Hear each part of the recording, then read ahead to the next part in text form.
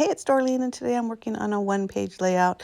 I'm using this package from Vintage Girl, from Photoplay. It's called Vintage Girl, and I pulled out the papers that I wanted to use with it. I really, really, really like that camera paper, and I was hoping to focus really on that. So instead of watching me cut these pieces out, I went ahead and cut that big floral. It's 11 by 9. The circle is half of a 9.5-inch circle. And the other ones are, I know they're 6 inches in width, I guess, and I can't remember the length, but I'm guessing around 9 inches just based on what's on the page. So I have these pictures of my granddaughter. We just did kind of a random photo shoot, and I printed them in sort of wallet size. I know if you are a subscriber of mine, I've mentioned before that I use just my local Walgreens. I do the collage print on a 4x6, and if you do two pictures, you get, like I said, sort of wallet size. So they're a little smaller than 2x3, but they're about 2 by 3 inches, or I'm sorry, 3x4. Anyhow, so I wanted to do a cluster of 4 photos. I only had 3, or I only printed 3, I should say, but I decided to use one of the cutout basically pocket page cards that they have included in a lot of kits. And I'm going to use that as that 4th photo, if you want to call it that, and also as the title for this layout. So anyhow, you're going to see me fussing around with the placement of those pictures, which is hilarious, but I'm sure you do the same thing. We move it up, we move them down, move them to the left, to the right, a tiny bit down again, this kind of thing until we, for whatever reason, it just becomes the exact spot that we want it in. So what I'm doing right now is I'm using the photo because, like I mentioned before, they're not exactly 3x4. And because they have some, a white border around them, I wasn't sure on the exact measurement. So I just kind of used that one photo as a guide when I cut down that one little, what is that? My title. I'll call it my title. So I mentioned before that I love that camera paper, and I realized as I was laying all the stuff down is it just wasn't going with the other papers. I mean, color-wise, yes, obviously it's the same packet, but maybe the fill was just a little off. It seemed too current when everything else was kind of vintage. So I removed it, which is hilarious because that's the main reason why I use this kit, but whatever. Again, I'm probably the same as you are. We kind of do that, right?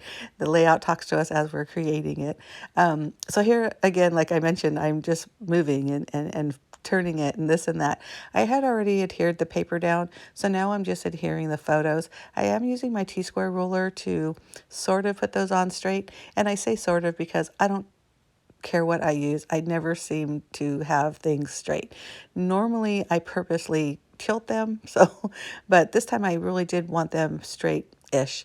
So that top portion, like I mentioned before, was the spot for the title, but I decided to use that card as a title. So now I'm just going to use that really cute banner that's part of the sticker sheet that came from the collection. I think it's so fun. Kind of gets lost a little bit on top of that floral pattern paper, but I think it's still so unique that it really does still stand out, especially because it has a lot of different colors in there. But anyhow, that's just super cute. And what I'm hoping to do is use the page kit or the scrapbook kit to do all the embellishing as well. So I do have that big flower over there in that corner. But now I'm working on the journaling spot. Now, at first I wasn't going to film this, but I just thought I'd do it real quick. This is my Creative Memory Circle Cutter that I've had for years. As a matter of fact, this is the very first tool I ever bought when I started scrapbooking. So this is over 20 years ago. And I believe their system is the same. So check out Creative Memories if that's something you're interested in.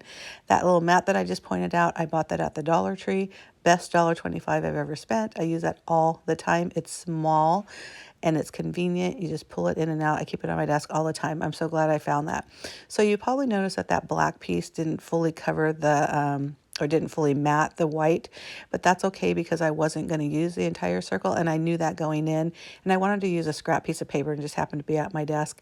So I decided to trim that just a little bit more because I wanted to have a little bit more border between the photos and the edge of the the pattern paper. And I'm just adhering that down with my pink ATG gun, which I love. Sometimes it's a little huge, but when I'm home, it's perfect. And I'm finding that as far as adhesive, That's the best double-sided tape you can get. I've been having really bad luck with other brands, but whatever, that's probably just me. So I really wanted to build up that lower left hand, or excuse me, right hand corner, and I kept looking at that sticker sheet, and I must have looked at it 3 or 4 times, and I just couldn't find anything that I thought would go. And then I look at it one more time, and I'm like, duh, there's a camera. So that's why I added it there. I do want that bigger flower to be on the top, so I was able to peel that back. They did have some stars and some hearts and little things, but I just wasn't feeling anything for this layout. So as much as I tried to add more to that, I just wasn't feeling it. So I did put some black splatter over there on that corner, just kind of where that embellishment cluster is. Matter of fact, the only embellishment cluster that I create. And I thought that looked really cute because it kind of emulates that polka dot paper, which again, love. I love pink. I have 3 boys and a not so feminine daughter. So I don't do a lot of girly pages, even though I have 2 granddaughters. They're still a little bit more sporty and rugged too. So it was kind of fun to go out of my comfort zone and play with these pinks. And I added these pearls, which I'm doing right now, because I really wanted a lot of feminine in this page, or girly in this page. I'm having a hard time grabbing these pearls because I have some, I guess you call them press-on nails. That's the old school term that I've been using a lot lately, and they're so fun to do, and they're inexpensive. I'm not somebody that would go out and spend lots and lots of money on a manicure. That's just me.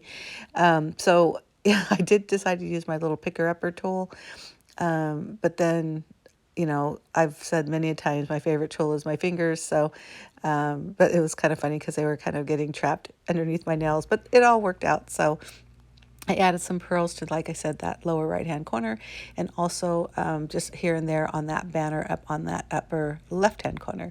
So I haven't added my journaling, but I will in that one little circle, like I mentioned. And after I put that pearls, I did remember seeing this quote that said something like pearls are appropriate everywhere, or always appropriate, or something like that. You could probably read the screen. Sorry, I don't have my glasses on. But I hope you like this, and if you do, make sure you give me a thumbs up. Also, hit that subscribe button if you're not already a subscriber. I do at least 2 videos a week. One is always scrapbooking. The other is whatever it is I'm creating in the command center, which is the name of my craft room and my blog. Hope to see you then. Bye.